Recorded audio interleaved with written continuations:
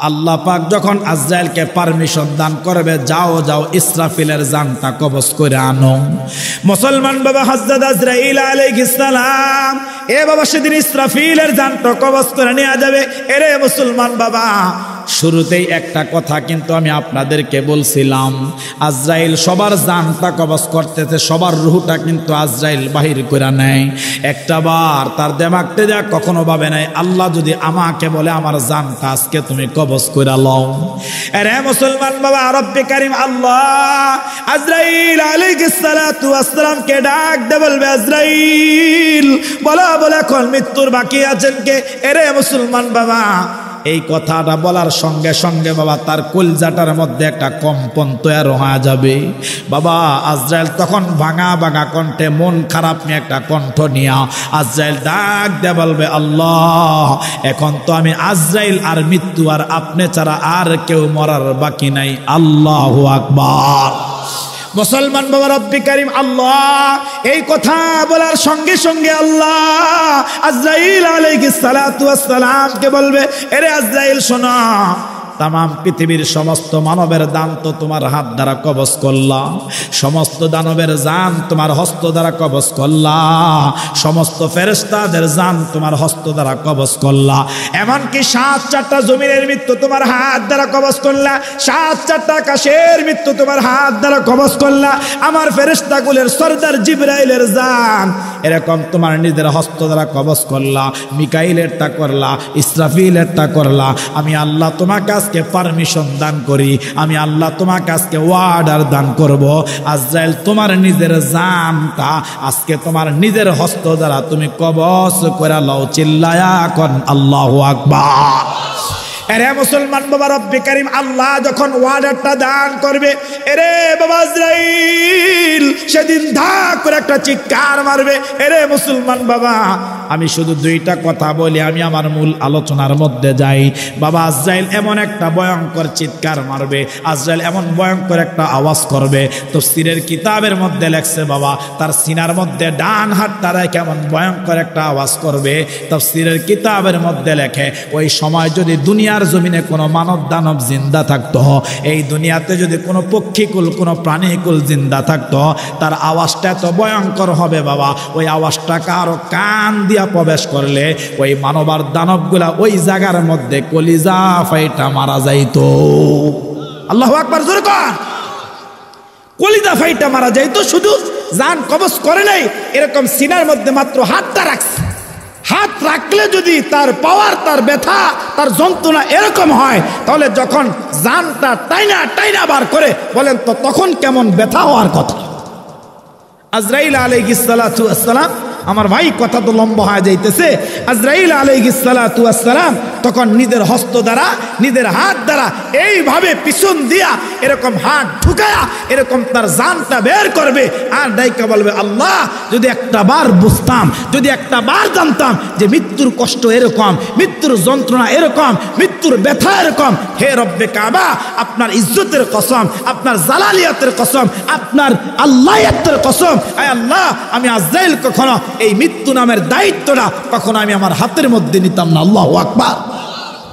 তাহলে বুঝেন যেই মানুষ, যেই ফেরেশতা সারা জীবন মানুষের জান কবজ করলো, সারা জীবন মানুষের মৃত্যু ঘটায় দিল, আরে এরকম মৃত্যু আমার নিজের চোখে আমি দেখছি, এরকম মৃত্যু আমি নিজে দেখছি। আরে স্বামী আর স্ত্রী ঘুমায় আছে, মাঝখানে ছোট বাচ্চা নিয়ে আমাকে কারগুজারি শোনাইছে, ছোট বাচ্চা নিয়ে এরকম স্বামী স্ত্রী শুয়ে আছে।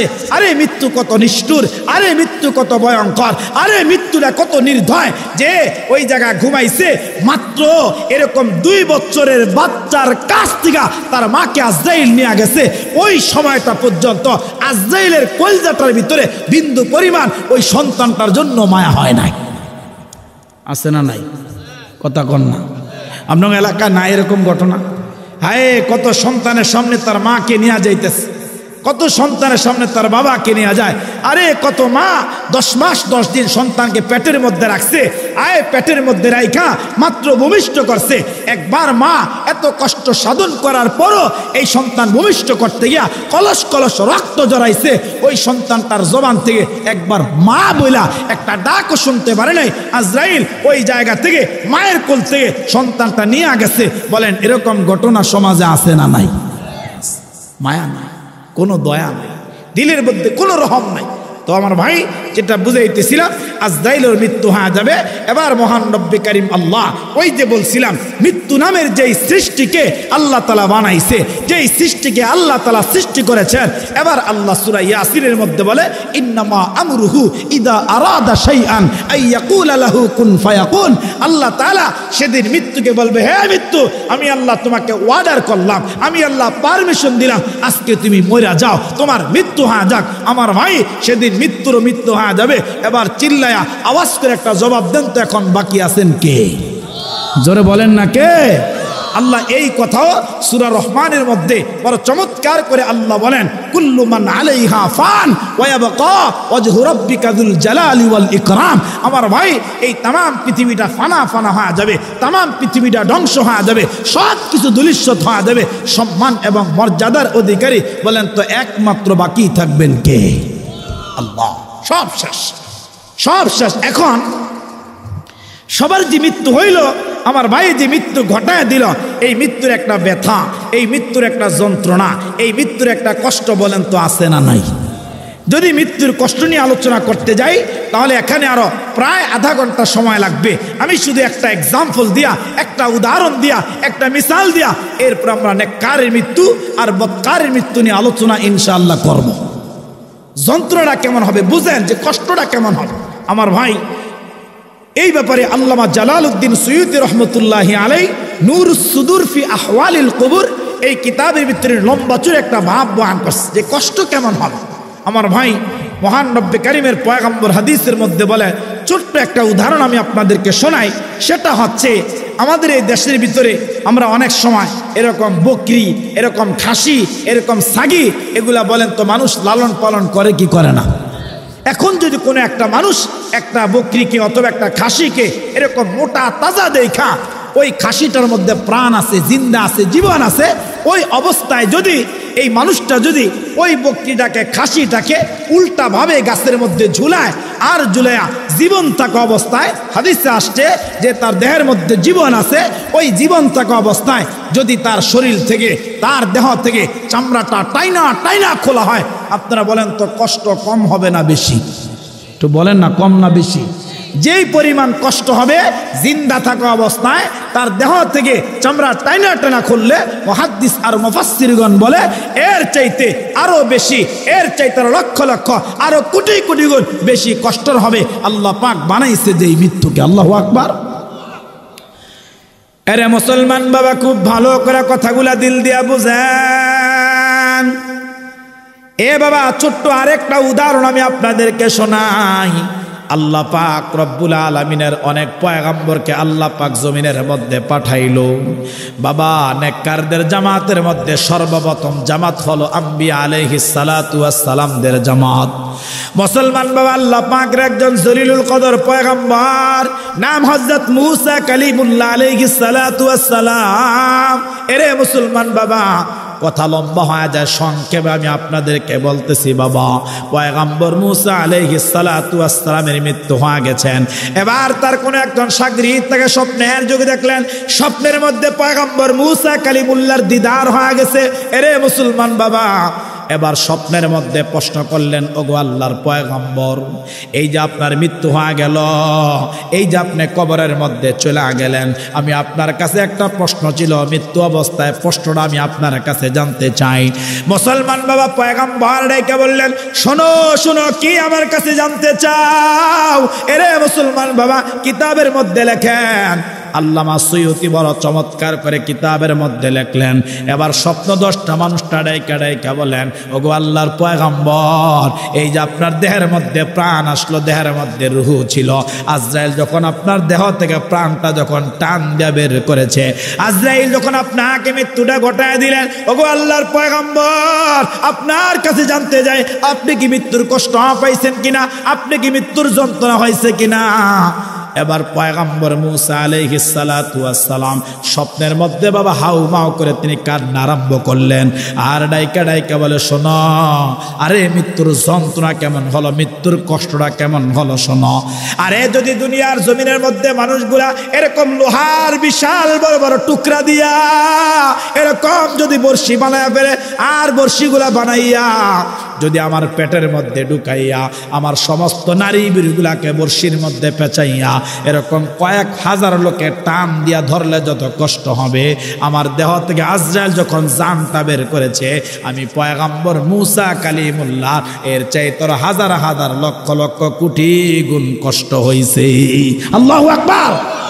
তাহলে বুঝেন যে একজন নবীর যদি এরকম অবস্থা হয়, একজন পয়গম্বরের যদি এরকম অবস্থা হয়, তাহলে আমি আপনি আজকে যে গুনার সাগরে হাবুডুবু খাচ্ছি, আমি আপনি আজকে যে গুনাহের মধ্যে এরকম ভাবে পতিত হয়ে আছি, আমি আপনি আজকে যে অপরাধের মধ্যে নিয়োজিত হয়ে আছি, আমার ভাই, এই যে আল্লাহর হুকুম মানি না, এই যে রাসূলুল্লাহর তরিকা মানি না, আপনারা আওয়াজ করে বলেন তো, আজরাইল আমাদের কাছে আসলে বলেন তো কষ্ট ছাড়ার কোনো উপায় আমাদের আসেনি? নাই। এই জন্য আমার ভাই, কষ্ট সহ্য করার ক্ষমতা কাহার নেই।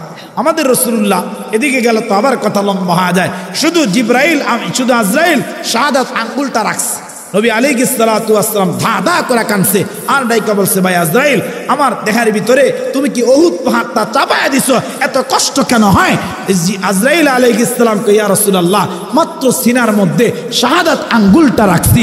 নবী আলাইহিস সালাম বলে, যত কষ্ট দেওয়ার আমাকে দাও, হে ভাই আজরাইল শোনো, যত দুঃখ ব্যথা আমাকে দাও, কিন্তু আমার উম্মতের জান যখন কবজ করতে আসবা, শোনো শোনো, আমার উম্মতকে যাররা পরিমাণ কষ্ট দিও না। আল্লাহু আকবার। হ্যাঁ, নবী কেমন নবী পাইছে তো আমার ভাই, যন্ত্রণা এরকম হবে। তবে এবার আসেন, আমাদের এবার আলোচনার বিষয়বস্তু হচ্ছে বদকারের মৃত্যু কেমনে হবে। যারা এই দুনিয়াতে জালেম, যারা আল্লাহ তাআলার হুকুম মানে না, যারা নবী আলাইহিস সালাতু ওয়াস সালামের তরিকা মানে না, আমার ভাই, ওই মানুষগুলার মৃত্যুটা কেমন হবে? বেঈমান, কাফের, ফাসিক, ফুজ্জার, এরকম আল্লাহর নাফরমানের মৃত্যুটা কেমন হবে? এই প্রসঙ্গে হাদিসের কিতাবের মধ্যে নবী আলাইহিস সালাতু ওয়াস সালাম বড় চমৎকার করে ডাইকা বলে, উম্মত শোনো, বদকারের মৃত্যু কেমন হবে?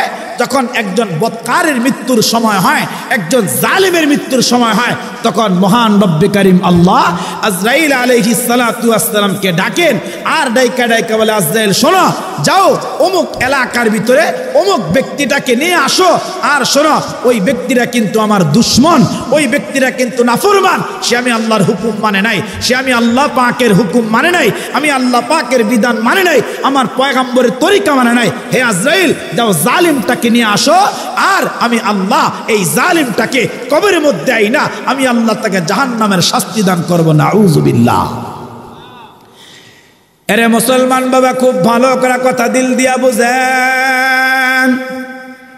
এ বাবা, হাদিসের মধ্যে নবী আলাইহিস সালাতু ওয়াস সালাম বলতেছেন, তখন যখন বাবা হযরত আজরাইল আলাইহিস সালাতু ওয়াস সালাম বাবা আল্লাহ পাকের ওয়ার্ডারটা পাইয়া, আল্লাহ পাকের হুকুমটা পাইয়া, বাবা যখন জালেমটার কিনারায় আসবে, আল্লামা জালালউদ্দিন সৈয়দী বড় চমৎকার করে লিখলেন, তখন মুসলমান বাবা আজরাইলের সাথে আরো 500 গজবের ফেরেশতা থাকবে।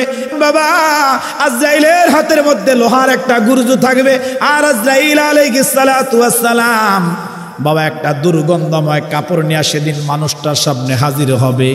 বাবা সেদিন বদকারের সামনে আজরাইলটা যখন আসবে, বাবা সেদিন আজরাইলের চক্ষু হবে 12টা। আল্লাহু আকবার। বাবা সেদিন আজরাইলের চক্ষু হবে 12টা, তার সাথে 500 গজবের ফেরেশতা থাকবে, প্রত্যেকের হাতের মধ্যে জাহান্নামের আগুনের কোড়া থাকবে। আরে মুসলমান বাবা, আজরাইল আলাইহিস সালাতু ওয়াস সালাম ওই বেঈমানটার কাছে যখন আসবে, আরে মুসলমান বাবা, কিতাবের মধ্যে লেখছে আজরাইল আলাইহিস সালাতু ওয়াস সালাম আয়েশা বাবা বেঈমানটাকে পিটানো আরম্ভ করবে, ওই লোহার গুরজুটা দিয়া বাবা তাকে এরকম ভাবে পিটানো আরম্ভ করবে, আর বেঈমানটা হাউ করে কান্না করবে। এ বাবা তার রূহটা একবার তার হাতের মধ্যে পলায়ন করবে, তার রূহটা একবার হাঁটুর মধ্যে পলায়ন করবে। এরে মুসলমান বাবা, এরকম 360টা মাকামের মধ্যে রূহটা পলায়ন করবে। আর আজরাইল তার সামনে থাকা তার কাছে আনা ওই দুর্গন্ধময় রুমালটা তার থুতনির নিচে ধরবে, আর জাহান্নামের দরজাটা তার সামনে খোলা খোলা ধরবে, আর ডাইকা ডাইকা বলবে, শোনো, আরে দুনিয়া থেকে তুমি আল্লাহ পাকের হুকুমটা মানো নাই, নবী আলাইহিস সালাতু ওয়াস সালামের তরিকা মানো নাই, আল্লাহ তোমার জন্য এই জায়গাটা বরাদ্দ করে রাখছে। এরে মুসলমান বাবা, দুর্গন্ধময় রুমালটা তার থুতনির নিচে রাইকা আজরাইল ডাইকা ডাইকা বলবেন, ইয়া আইয়াতুহান নাফসুল খাবিসা, এরে অভিশপ্ত রূহ বের হয়ে আয়, বের হয়ে আয়, আর জাহান্নামের দিকে চলো। এইভাবে রূহটা বের হতে চাইবে না। আল্লামা জালালউদ্দিন সুয়ুতী রহমতুল্লাহি আলাইহি বড় চমৎকার করে লিখলেন, বাবা প্রত্যেকটা মানুষের মৃত্যুর যন্ত্রণা আরম্ভ হবে তার পায়ের বুইরা আঙ্গুলের নখের গোড়া থেকে। আল্লাহু আকবার। প্রত্যেকটা মানুষের মৃত্যুর যন্ত্রণা তার এরকম, এই যে আমাদের পায়ে একটা বুইরা আঙ্গুল আছে না, এখান থেকে শুরু হবে, বলে এখান থেকে চাপতে চাপতে চাপতে এই দেহের যখন কণ্ঠনালীর ভিতরে যখন তার রুহটা চলে আসবে, এই জায়গায় যখন খত করে ধরবে, তখন বান্দা বুঝবে, আয় আমি যতই চেষ্টা করি, আমি যতই চাই, আর মৃত্যুর হাত থেকে বাঁচার কোনো ক্ষমতা নাই। বলেন তো বাঁচতে পারবো নি কেউ? তো কন্যা পারবো নি কেউ? কেউ আমি শেষ করে দেবো, আমরা বিরক্ত হন না, অনেকের ঘুম আইসা বসছে, আমি দেখতেছি, লম্বা কথা বলবো না, এরপরে নেককারের মৃত্যুটা বলে আমরা দোয়া করবো ইনশাআল্লাহ। আমার ভাই, আপনারা বলেন তো এই দুনিয়াতে আমরা যারা আছি এবং কিয়ামত পর্যন্ত এই জমিনের মধ্যে যারা আসবে, বলেন তো এই দুনিয়ার কোনো সম্পদ দিয়া, দুনিয়ার কোনো টাকা দিয়া, দুনিয়ার কোনো বাড়ি গাড়ি দিয়া, আপনারা আওয়াজ করে বলেন তো 1 সেকেন্ডের জন্য আজরাইলের হাত থেকে বাঁচার ক্ষমতা আসেনি? তো জোরে কন্যা আসেনি? নাই। যতই ক্ষমতা দেখায়, যতই ক্ষমতা আমি আপনি দুনিয়াতে যতই প্রভাব প্রতিপত্তি দেখায়, কিন্তু এরপর আজরাইলের হাত থেকে বাঁচার ক্ষমতা আসেনি। এই তামাম পৃথিবীটা মাশরিক থেকে মাগরিব, শিমাল থেকে জুনুব পর্যন্ত 4 জন বাদশাহ এই তামাম পৃথিবীটা রাজত্ব করছে। এর ভিতরে 2 জন ছিল বেঈমান আর 2 জন ছিল ইমানদার। বেঈমানের ভিতরে একজন ছিলেন যার নাম ছিল নমরুদ। নমরুদ আসেনি, এখন কথা কয় না, আসেনি? তো কথা কইতে বলতে আসেনি, নাই। আরেকজন বেঈমানের ভিতরে আরেকজন ছিলেন বুখতে নসর, সেও নাই। আর ইমানদারের ভিতরে 2 জন যে ছিলেন, একজন ছিলেন পয়গম্বর হযরত সুলাইমান আলাইহিস সালাম, আর আরেকজন ছিলেন জুলকারনাইন বাদশাহ, যাকে সিকান্দার বাদশাহ বলা হয়। জুলকারনাইন বাদশাহ, আল্লাহ তাআলা ওনাকে চমৎকার একটা মুজিজা দিয়েছিলেন, যে জুলকারনাইন বাদশাকে আল্লাহ একটা অলৌকিক একটা ঘোড়া দান করেছিলেন। ওই ঘোড়াটার গতি এত বেশি ছিল, বলে জুলকারনাইন বাদশাহ এই তামাম পৃথিবীটা মাশরিক থেকে মাগরিব, শিমাল থেকে জুনুব পর্যন্ত জুলকারনাইন বাদশাহ গোটা পৃথিবীটা তিনি 3 বার ভ্রমণ করছে। আল্লাহু আকবার, জোরে কর। পুরা পৃথিবী কয়বার? জোরে কর না, কয়বার? এখন জুলকারনাইন বাদশাহ আসেনি, কথা কর না, আসেনি। সুলাইমান নবী আসেনি। হায়, এত এলিম আল্লাহ তাকে এত এলিমের ভান্ডার দান করছে, সুলাইমান নবীকে এত ক্ষমতার মালিক বানাইছে, বলে তামাম পৃথিবীর রাজত্বটা পয়গম্বর সুলাইমানকে আল্লাহ দিছে। তামাম পৃথিবীর বাদশাহীর মুকুটটা আল্লাহ পাক সুলাইমান পয়গম্বরকে দিছে। এমন এলিম দান করছে যে এলিমের এরকম ভাবে খাজানা আল্লাহ তাআলা দিছে, এলিমের ভান্ডার দিয়েছে, কিন্তু এলিম দ্বারা ক্ষমতা দ্বারা পয়গম্বর সুলাইমান আজরাইলের হাত থেকে 1 সেকেন্ড বেশি বাঁচার ক্ষমতা পাইছেনি। দেখেন এলেমটা কেমন। 1 মিনিট একটা কথা শোনাই। সুলাইমান আলাইহিস সালাতু ওয়াস সালামকে আল্লাহ এলেমটা দান করছে কেমন। সুলাইমান আলাইহিস সালাতু ওয়াস সালাম যদি কোনো খাদ্য, কোনো খাবার হাতের মধ্যে নিত, ওই খাদ্যের মধ্যে তাকায়া তিনি বলতে পারতেন এই খাদ্যটা আল্লাহ তাআলা কার জন্য বরাদ্দ করছে, এই খাদ্যের ভিতরে কার নাম লেখা আছে। সুলাইমান নবী ওই খাবারের মধ্যে তাকায়া তা বলে দিতে পারতো। সুবহানাল্লাহ। খাবার ধরেন শুকনা খাবারের মধ্যে যেই খাবারগুলো আছে, যেমন আমাদের দেশে চনা বুট আছে না নাই? এই যে রমজান আসতেছে, মানুষ কত খাইব না চনা বুট। বলে এই বুটের মধ্যে তাকায় উনি বলতে পারতো এই বুটটা আল্লাহ কার জন্য বানাইছে, কার জন্য এই বুট নামে রিজিকটা আল্লাহ বরাদ্দ করছে। যেমন আমি একটা ছোট্ট কথা আপনাদেরকে সিউন কথা শোনায় দেই। ওনার এলেমটা কেমন ছিল যে পয়গম্বর সুলাইমান আলাইহিস সালাম একদিন ওনার রাজ দরবারের মধ্যে ঢুকছে, এরকম সংসদের মধ্যে ঢুকছে, আর ওনার হাতের মধ্যে এরকম একটা চনা বুট ছিল, আর তিনি মন্ত্রী পরিষদে ঝুইকা এই চনা বুটটার দিকে তাকায় বলে, হে মন্ত্রীরা শোনো, এই যে আমার হাতে একটা বুট, এই বুটের ভিতরে আল্লাহ তাআলা অমুক রাজ্যের একটা মোরগের নাম লেখা রাখছে, অর্থাৎ এই বুটটা আল্লাহ পাক ওই রাজ্যের ওই মোরগের জন্য আল্লাহ পাক বরাদ্দ করছে। সুবহানাল্লাহ জোরে কোন। এখন ওই মন্ত্রী পরিষদের, কারণ আমাদের দেশে যত এমপি মন্ত্রী ছিল সবাই কি ভালো ছিল না, কিছু খারাপও ছিল, কথা কয় না রে, কিছু মাথা ভুলা আছে না, কোরআনের কথা শুনলে তাকে চান্দি গরম হয়ে গেছে, আসেনি?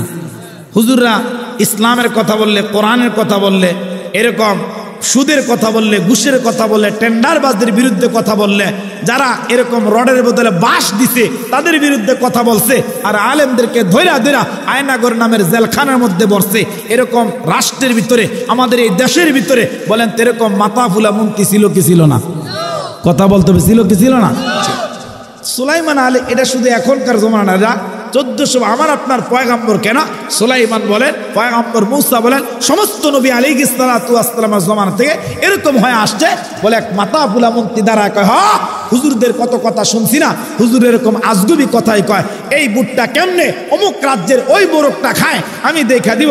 এই বলে বুটটা পয়গম্বর সুলাইমানের হাত থেকে এরকম থাবা দিয়ে নিয়া উনি খাওয়ার জন্য ফিকা দিস। এখন বলেন তো বুট কি ভাতের মতো খায় না ফিকা দিয়ে খায়? কথা কয় না, এই ফিকা দিয়ে খায় না মানুষ, বুট হাতে ফিকা দিয়ে খায় না। এখন ফিকা যখন মুখের মধ্যে দিছে, এখন বুট মুখ দিয়া না ঢুইকা তার নাকের মধ্যে ঢুকছে। আল্লাহ জোরে কন। এখন বুট মুখ দিয়া না ঢুইকা তার নাকের মধ্যে ঢুইকা, এখন নাকের এরকম নরম জায়গায় গিয়া বুট আটকাইছে।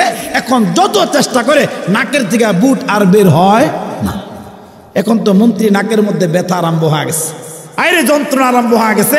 এবার পয়গম্বর সুলাইমানকে ডাইকা ডাইকা কয়, হে আল্লাহর খলিল, হে আল্লাহর দোস্ত, হে আল্লাহর নবী সুলাইমান, আমি তো আর ব্যথা সহ্য করতে পারি না, তাড়াতাড়ি ডক্টরদেরকে ডাকেন, তাড়াতাড়ি আমার এই রাজ্যের যত ডাক্তার আছে সবাইকে ডাকেন, আমার নাক থেকে বুটটা বের করার ব্যবস্থা করেন, আমি আর সহ্য করতে পারি না। এরে মুসলমান, নবুয়তি ইলমকে যে অবাজ্য করে, নবুয়তের জ্ঞানকে যেই মানুষটা অবহেলা করে, নবুয়তের ইলমকে যেই মানুষটা এরকম দুনিয়ার জমিনে থাইকা যে অবহেলার আঙ্গুল দেখাইছে, মহান রব্বে কারীম আল্লাহ ওই মাতাফুলা মন্ত্রীকে শিক্ষা দেওয়ার জন্য মুখ দিয়া না ঢুকায়া আল্লাহ পাক তার নাকের মধ্যে বুট আটকায়া দিছে। সুবহানাল্লাহ। আরে মুসলমান বাবা, খুব ভালো করে কথাটা দিল দিয়া বুঝেন। এ বাবা, পয়গম্বর সুলাইমান রাষ্ট্রের মধ্যে একটা এলান করে দিলেন, তারা রাষ্ট্রের সমস্ত ডাক্তাররা সমস্ত ডাক্তাররা বাবা এরকম ভাবে হাজির হয়ে গেছে, উপস্থিত হয়ে গেল। এবার পয়গম্বর ডাইকা ডাইকা বলতেছেন, আমার মন্ত্রীর এই অবস্থা, তাড়াতাড়ি তার নাক থেকে বুটটা বের করার ব্যবস্থা করো। মুসলমান বাবা সমস্ত ডাক্তার পরীক্ষা নিরীক্ষা করে বলতেছে, এই বুটটা তো নাক কাটা ছাড়া বের করা সম্ভব নয়, এই বুটটা তো নাক এরকম ভাবে কর্তন করা ছাড়া নাকের ছিদ্র থেকে বুটটা বের করা সম্ভব নয়। এবার মূর্তি ডাইকা ডাইকা বলে, পয়গম্বর আমি নাক কাটতে পারবো না, নাক কাটা ছাড়া বলেন তো আমার বুটটা যেন তাড়াতাড়ি বের করে দেয়। এর মুসলমান মন্ত্রী কেন বললেন নাক কাটা যাবে না? মন্ত্রী বারবার তার দিমাগটা দিয়ে চিন্তা করে, এখন যদি নাক কাইটা যদি আমার ছিদ্র থেকে বুটটা বের করা হয়, আমি যতদিন মন্ত্রী পরিষদের মধ্যে থাকবো সবাই বলবে আমাকে নাক কাটা মন্ত্রী। কথা কয় না, জোরে কর নাকে, সবাই তো বলবে আমাকে নাক কাটা মন্ত্রী।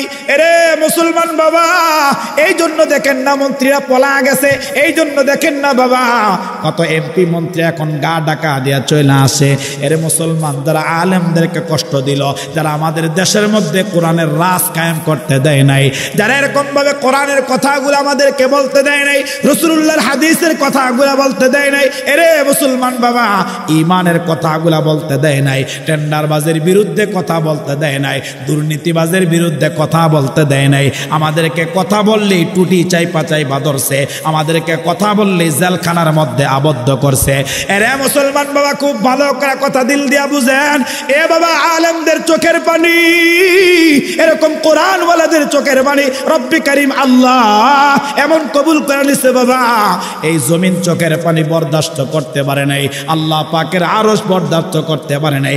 তারা আলেমদেরকে বন্দি করে জেলখানায় পাঠাইছে, এই জমিন তাদেরকে থাকতে দেয় নাই, এই জমিনটা তাদেরকে ভূমি কইরা এরকম মামুর দেশ দিল্লির জমিনে পাঠায়া দিছে, পাঠায়া দিছে।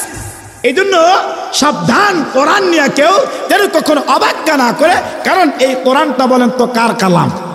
জোরে কন্যা কার? আল্লাহর কালাম। আলেমরা এই যে আমি এতক্ষণ কথা বলছি, বলেন তো আমার বাপ দাদার বানানো কোনো কথা বলছি? কোরআন থেকে বলছি। আমরা চাই কোরআন দিয়া আমাদের সমাজটাকে ঘটতে, আমরা চাই কোরআন দিয়ে দেশটা গড়ুক, কারণ এটা আমরা হলফ করে বলতে পারি, আমরা আলেমরা হলফ করে এই কথা বলতে পারি, যতদিন পর্যন্ত কোরআন দিয়া এই রাজ কায়েম না হবে, কোরআন দিয়া এই দেশ পরিচালনা হবে, ততদিন পর্যন্ত এই দেশ থেকে কখনো দুর্নীতি যাবে না, ততদিন এই দেশ থেকে সন্ত্রাস যাবে না, চুরি যাবে না, ডাকাতি যাবে না, এই দেশ থেকে কোনোদিন কোনো অপরাধ যাবে না। কোরআন দিয়া রাজ কায়েম হবে, কোরআন দিয়া দেশ কায়েম হবে আমার ভাই। তাহলে দেখবেন টেন্ডারবাজি থাকবে না, সন্ত্রাসী থাকবে না, দুর্নীতি থাকবে না, আর এরকম সরকারি কাজ করতে গিয়ে কোনো মানুষ রোডের মধ্যে বাসও দিত না। কথা কয় না? সুলাইমান আলী কথা মনে আসেনি?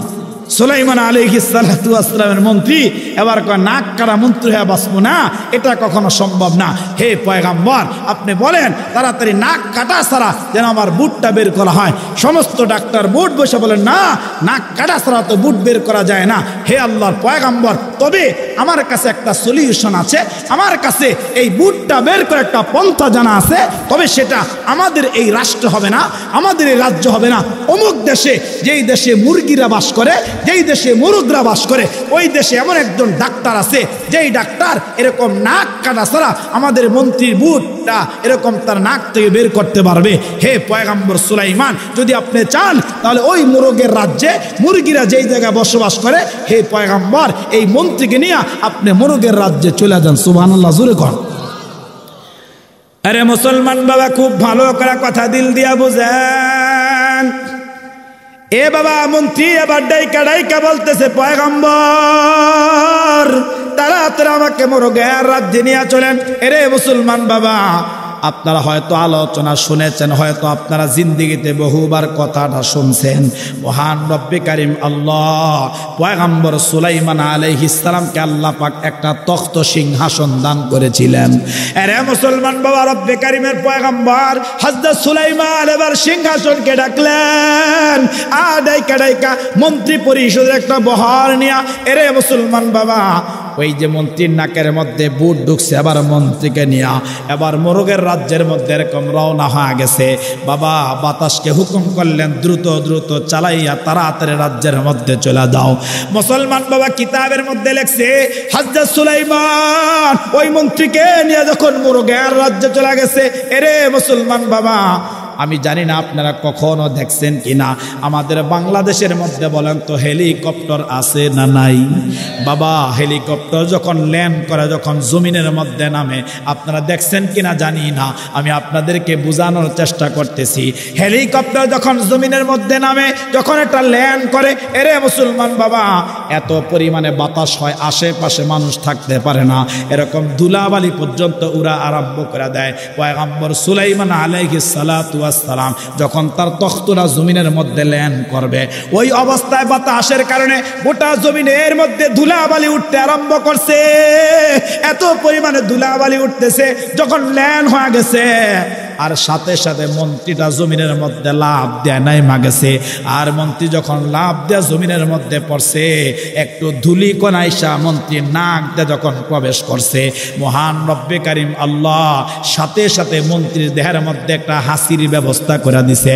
আর মন্ত্রীর সাথে সাথে এমন একটা হাসি প্রদান করছে, এরে মুসলমান বাবা, মন্ত্রী হাসি দেওয়ার সঙ্গে সঙ্গে ওই যে নাকের নরম জায়গায় বুটটা আটকায় ছিল, এমন একটা হাসি আল্লাহ তারা দান করছে।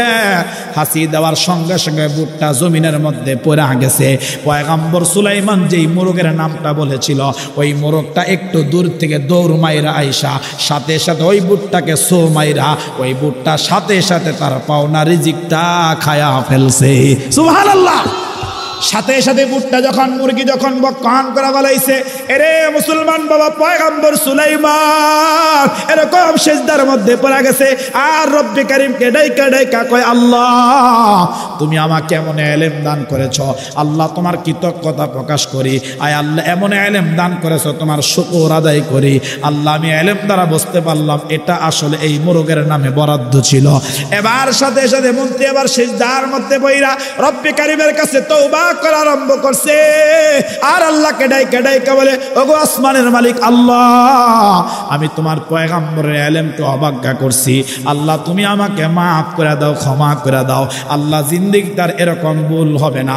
এখন আমি যেই কথাটা আপনাদেরকে বলবো বাবা, এত ইলম আল্লাহ পাক পয়গম্বর সুলাইমানকে দান করলেন, এত জ্ঞান আল্লাহ পাক তাকে দান করলেন, আল্লাহ পাক রাজত্ব দান করলেন, তাম পৃথিবীটা তিনি রাজত্ব করলেন। এরে মুসলমান বাবা, তাহলে আপনারা আওয়াজ করে বলেন তো, এই তাম পৃথিবীর রাজত্বটা পাওয়ার পর, এত বেশি ইলম পাওয়ার পর বাবা, রাজত্বের ইলম দ্বারা বলেন তো একটা মিনিট পয়গম্বর সুলাইমান বেশি বাঁচতে পারছেনি? না, পারে নাই। সবাই চলে গেছে। এই জন্য কেউ থাকবে না। কারুন চলে গেছে, এত সম্পদ আল্লাহ কারুনটা দান করছে। বলে যদি কোনো মানুষ যদি সম্পদের দ্বারা বাঁচত, তাহলে সর্বপ্রথম কারুন বাঁচত। এত সম্পদ দিছে যে তার গোডাউনের চাবি বহন করার জন্য একদল শক্তিশালী লোকের প্রয়োজন হইত, এত বেশি। তাহলে আমার ভাই, কথা এতটুকু থাকুক, আজকে আর কথা লম্বা করছি না আমার ভাই। তাহলে আমরা এই তিনটা পয়েন্টের উপর আমরা যতটুকু কথা বলছি, এখান থেকে অনেকগুলা ফাঁকে ফাঁকে আমলের কথা বলছি। সর্বশেষ খোলাসাতুল কালাম হলো এটাই যে এই দুনিয়াতে আমরা কেউ থাকতে পারবো না। এই এতক্ষণের আলোচনার মূল সার নির্যাস কথা হলো এটাই, এই দুনিয়াতে আমরা কেউ থাকতে পারবো না, কারণ দুনিয়া আমাদের কাউকে থাকতে দিবে। আমার ভাই, এই দুনিয়া কাউকে জায়গা দেয়, দুনিয়া কাউরে থাকতে দেয় না। আরে দুনিয়ার সন্তান বলেন, দুনিয়ার বাড়ি বলেন, দুনিয়ার গাড়ি বলেন, দুনিয়ার বিবি বলেন, দুনিয়ার আত্মীয় স্বজন ভাই বলেন, দুনিয়ার টাকা পয়সা ইমারত দালান বিল্ডিং বলেন, আরে রব্বে কাবার কসম যুবক, আয় শোনো শোনো ভাই, রব্বে কাবার কসম, দুনিয়া আমাদের কাউকে জায়গা দেয়, দুনিয়া কাউরে মহাব্বত করে না। আমি আপনি যতই দুনিয়াকে মহাব্বত করছি, যতই দুনিয়াকে আমি আপনি আঞ্জা দিয়া ধরছি, আমার ভাই দুনিয়া আপনাকে আমাকে কাউকে মহাব্বত করে। আজকে মরে যায়, আমি আপনি যদি আজকে মরে যাই, আরে আমার সন্তান বলবে তাড়াতাড়ি লাশটা ঘর থেকে বের কর, আমার বিবিটা বলবে তাড়াতাড়ি খাট থেকে নামাও, আত্মীয় স্বজন সবাই আসবে, সবাই বলবে তাড়াতাড়ি বাঁশ কাটো, কেউ বলবে তাড়াতাড়ি কাপড় আনো, কেউ বলবে তাড়াতাড়ি কবর খনন করো, কেউ বলবে তাড়াতাড়ি মাইকে এলান করো, কেউ বলবে তাড়াতাড়ি গোসল দাও। এটাই দুনিয়া, এটাই দুনিয়া। আমার ভাই, এই দুনিয়াতে আমরা যে যাহা করি না কেন, এই দুনিয়াতে যতই লাফালাফি করি না কেন, আরে যুবক ভাই, তোমার আমার কামাই হলো মাত্র 3টা কাপড়, তোমার আমার কামাই মাত্র 3টা কাপড়। এই 3টা কাপড় ছাড়া আর একটা সুতাও কাউকে বেশি না কবরে যাইতে কেউ দিবে না। এই জন্য ভাই, সর্বশেষ আমার এতটুকু আলোচনার মূল সার নির্যাস হলো এটাই, দুনিয়াতে আমরা কেউ থাকি। এই জন্য আমার ভাই, রব সাই জিন্দিগি করা, আমাদের জীবনটা রব সাই জিন্দিগি করা, পরিচালনা করা। আমাদের মালিক, আমাদের রব আমাদেরকে যেইভাবে বলছে যে হে কামরুজ্জামান, এইভাবে চলো, এই রাস্তায় যাইও না, আল্লাহ তাআলা বাতলায়া দিয়েছে কোরআনের মধ্যে, ফারিকুন ফিল জান্নাহ ওয়া ফারিকুন ফিস সাইর, দুইটা রাস্তা দেখায় দিয়েছে। বান্দা ডানপন্থী হও, ডান দিকে চলো, এই দিকে আমি আল্লাহ নিয়ামত রাজিওয়ালা একটা জান্নাত লুকায় রাখছি, বান্দা সুখের একটা জায়গা লুকায় রাখছি। ওয়া ফারিকুন ফিস সাইর, বান্দা বামে যাইও না, বান্দা নামাজ ছাইরো না, বান্দা এরকম আমি আল্লাহর হুকুম ছাইরো না। আমার ভাই, এই জন্য সর্বশেষ যেই কয়েকটা কথা আমি বলতেছি, সেটা হলো আজকের থেকে আমরা আল্লাহ পাকের হুকুম মোতাবেক চলবো ইনশাআল্লাহ।